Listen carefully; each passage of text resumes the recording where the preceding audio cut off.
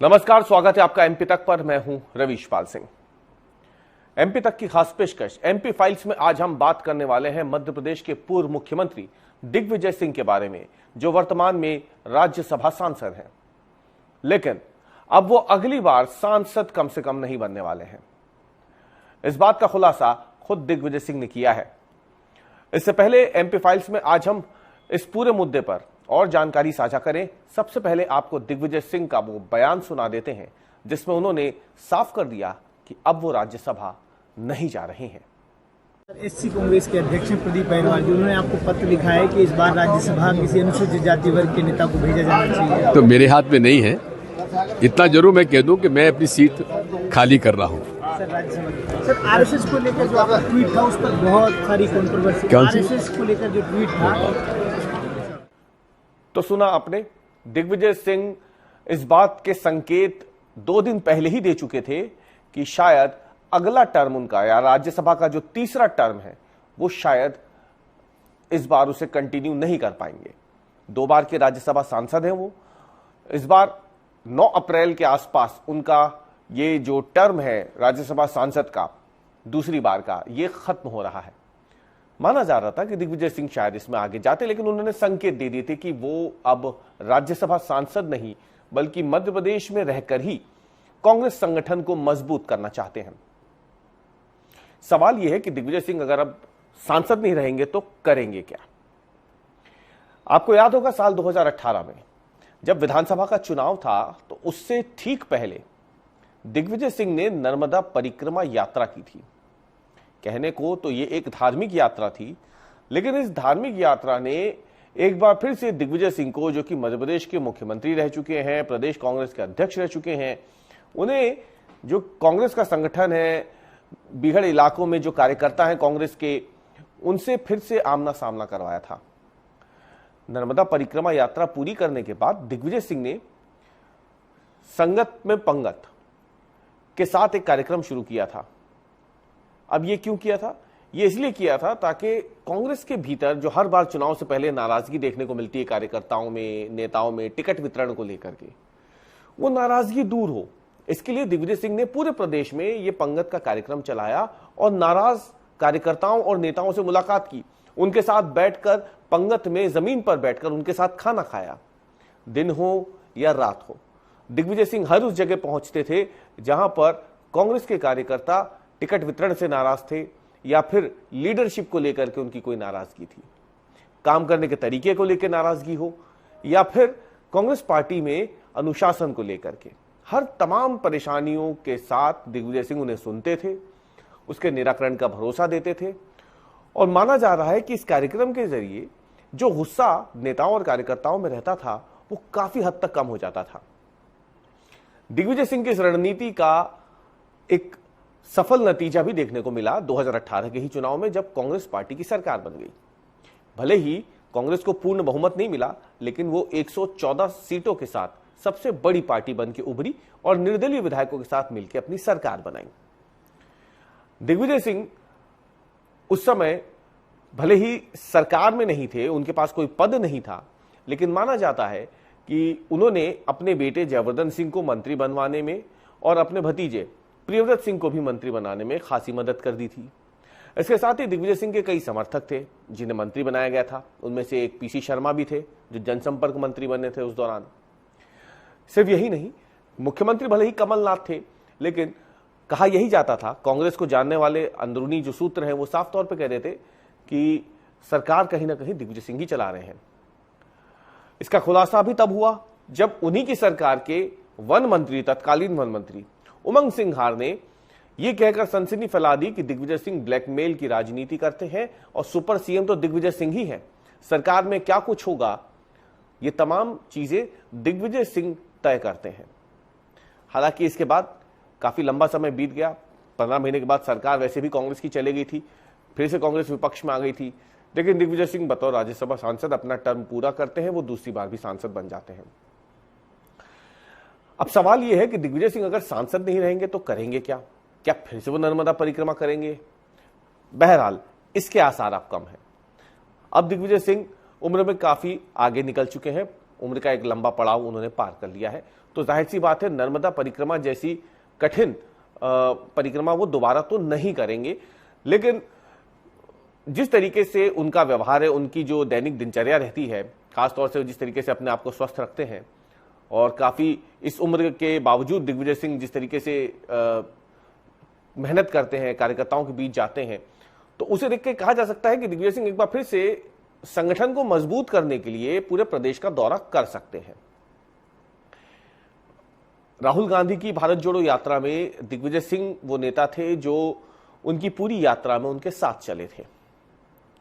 अब माना जा रहा है कि दिग्विजय सिंह ने ये तमाम बातें पहले ही सीडब्ल्यूसी की मीटिंग के दौरान दिल्ली में कांग्रेस आला कमान को बता दी थी कि अगर पार्टी उन्हें फिर से राज्यसभा भेजना चाह रही है तो वो खुद इस बार राज्यसभा नहीं जाना चाहते। उन्होंने साफ कर दिया था कि उन्हें ऐसा लगता है कि कांग्रेस पार्टी में उनकी जरूरत मध्य प्रदेश में ज्यादा है, क्योंकि यहां पे लंबे समय से संगठन में जो है कई मुद्दों को लेकर के नाराजगी होती है, कई ऐसे मुद्दे होते हैं जिसपे गुटबाजी सामने आती है। इन तमाम चीजों को दूर करना उन्हें जरूरी लगता है और उन्होंने साफ कर दिया था कि वो अब संगठन को ज्यादा समय देना चाहते हैं मध्य प्रदेश में। इसीलिए अब इतना तय है। अब तो दिग्विजय सिंह का बयान भी सामने आ गया, अभी तो वो संकेत ही दे रहे थे, लेकिन मंगलवार को उन्होंने खुल करके बात ही कह दी है कि वो अपनी सीट खाली कर रहे हैं। तो अब यहां पे क्या करेंगे, वो जो जानकारी हमारे पास आई है उसके मुताबिक दिग्विजय सिंह जो है, जो विधानसभाएं हैं मध्य प्रदेश की 230 विधानसभाएं, उनमें से कई ऐसी विधानसभा जहां लंबे समय से भारतीय जनता पार्टी के ही विधायक जीतते आ रहे हैं, उन विधानसभाओं का दौरा दिग्विजय सिंह कर सकते हैं। माना जा रहा है कि वहां पर कांग्रेस के कार्यकर्ताओं में शायद नाराजगी एक बड़ी वजह होगी, कोई गुटबाजी होगी, कोई ऐसी चीज जरूर होगी जो कांग्रेस कार्यकर्ताओं को वहां सफल नहीं होने दे रही है, या फिर वो सफल होना नहीं चाहते हैं।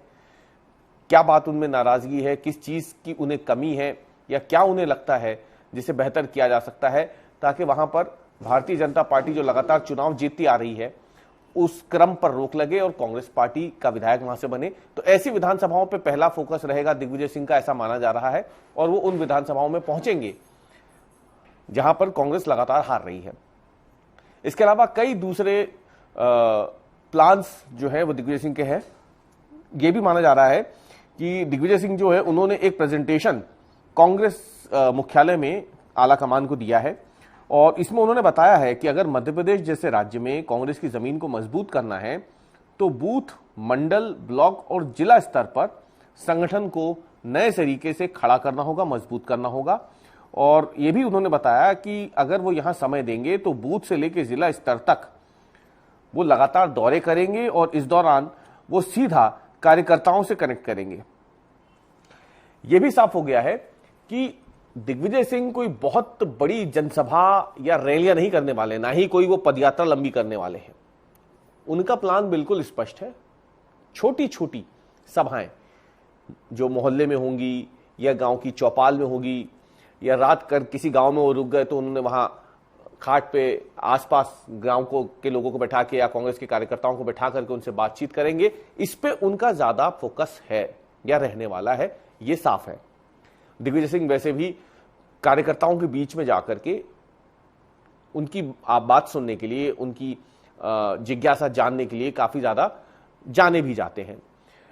लंबे समय तक प्रदेश अध्यक्ष भले ही वो नहीं है, लेकिन उनके प्रदेश अध्यक्ष रहते भी संगठन में जो लोग थे उनको अभी भी वो नाम से जानते हैं। और ये कई मर्तबा लोग कह भी चुके हैं कि दिग्विजय सिंह जैसा अनुभव जो है कांग्रेस पार्टी में मध्य प्रदेश संगठन को लेकर के फिलहाल वो किसी में भी नहीं दिखता उनको। कांग्रेस के ही लोग ये कहते हैं। ये तो हमने आपको बताया कि अगर दिग्विजय सिंह सांसद नहीं रहेंगे तो क्या करेंगे। जाहिर सी बात है नर्मदा परिक्रमा तो नहीं कर रहे हैं, लेकिन इतना तय है कि वो पूरे प्रदेश का दौरा करने वाले हैं। गांव गांव जाएंगे, बूथ स्तर से लेकर के जिला स्तर तक उन्होंने स्पष्ट कर दिया है कि वो कांग्रेस के कार्यकर्ताओं से मुलाकात करेंगे, उनकी नाराजगी दूर करने की कोशिश करेंगे। संभव है कि इससे काफी हद तक कांग्रेस पार्टी के भीतर जो नाराजगी होगी कार्यकर्ताओं में आपस में, उसे दूर करने में मदद मिलेगी। या यूं कह सकते हैं कि 2018 के फॉर्मूले को दिग्विजय सिंह 2028 में, यानी पूरे 10 साल बाद एक बार फिर से अपनाने वाले हैं। ये तो हमने बताया कि दिग्विजय सिंह का अगला कदम क्या हो सकता है। लेकिन अब सवाल यह है कि राज्यसभा की सीट तो खाली हो रही है, मिलेगी किसे वो, ये एक बड़ा सवाल है। कई सारे नाम सामने आ रहे हैं।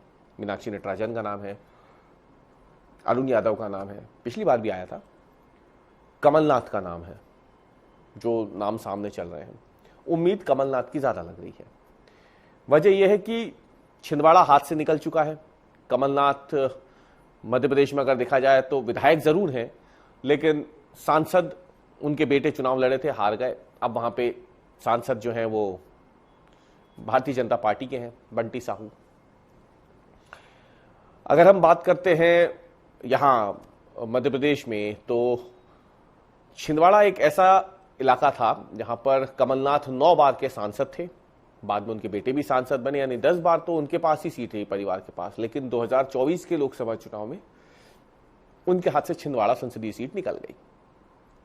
वर्तमान में कमलनाथ के पास कोई ऐसा पोर्टफोलियो तो है नहीं, संगठन में वो किसी पद पर है नहीं, पूर्व प्रदेश अध्यक्ष हो चुके हैं, पूर्व मुख्यमंत्री हो चुके हैं। माना जा रहा है कि कांग्रेस पार्टी जो कि फंड को लेकर के अपने कांग्रेस का जो फंड है उसे लेकर के काफी ज्यादा परेशान रहती है। लंबे समय से वो केंद्र में विपक्ष में है, कई राज्यों में वो विपक्ष में बैठी हुई है, सत्ता में है नहीं। गिनती के कुछ राज्य हैं जो उसके सत्ता में है, और जाहिर सी बात है जब फंड मिलने की बात आती है तो कांग्रेस पार्टी बहुत पीछे है अपनी प्रमुख जो उसकी विपक्षी पार्टी है भारतीय जनता पार्टी उससे। तो ऐसे में माना जा रहा है कि कमलनाथ को एक बड़ी जिम्मेदारी यानी दिल्ली बुलाया जा सकता है, राज्यसभा की सीट देकर के, कोषाध्यक्ष बना करके। कमलनाथ एक संपन्न परिवार से आते हैं और माना जा रहा है कि अगर कमलनाथ के पास ये जिम्मेदारी आती है तो कांग्रेस पार्टी को कुछ मदद फंड के रूप में मिल सकती है।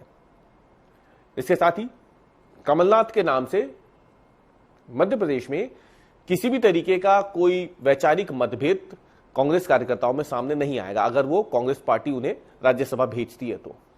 कमलनाथ के नाम पर कोई नाराजगी भी किसी को नहीं होगी, वरिष्ठ नेता है और संभव है कि शायद वो अगला विधानसभा चुनाव ना भी लड़े, तो हो सकता है कमलनाथ को राज्यसभा बुला करके दिल्ली की राजनीति सौंपी जाएगी और साथ ही में कांग्रेस पार्टी और सक्षम कैसे हो सकती है उसमें कमलनाथ का अनुभव काम ही आएगा। कुल मिला के देखा जाए तो मध्य प्रदेश की सियासत से ये एक बड़ी खबर है। पूर्व मुख्यमंत्री दिग्विजय सिंह का यह कहना कि अब वो राज्यसभा की सीट खाली कर रहे हैं साफ संकेत है कि दिग्विजय सिंह एक बार फिर से 2018 की ही तर्ज पर कांग्रेस पार्टी के संगठन को एकजुट करना चाहते हैं ताकि फायदा 2028 में मिले। हमारी आज की पेशकश में इतना ही। कल हम फिर हाजिर होंगे एक नए मुद्दे के साथ। आप देखते रहिए MP तक।